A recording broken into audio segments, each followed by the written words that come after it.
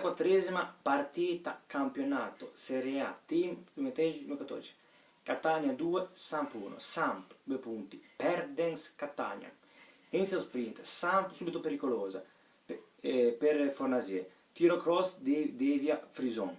Pericoli Etnei. Sam graziata ingenua, disastro totale della difesa di Costa e Mustafi. Sul gol di Leto, bicicletta di Leto. Fiorillo super, il falco di Regino è stato il migliore in campo, salvando il risultato. Manata in area su Okaka, poche emozioni e poche conclusioni.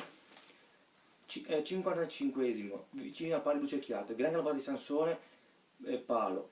61esimo, pareggio capolavoro, azione solitaria di Okaka, gran dribbling, salta Jomber, trafitto l'incredibile Frison. 65esimo, gli tecnici nel match, lancio chilometri del Catania per Breghesio, dormita squadra in bamba. Cambi fuori Salamo per Krisic, Lopez per Bjarnason, Rodriguez per Zolek. Ricetta magica, poco cibo e tutti a lavorare e da sudare in campo per la maglia. Speriamo di non raggiungere il record delle 6 sconfitte consecutive, questa è la quarta consecutiva. Grazie, arrivederci.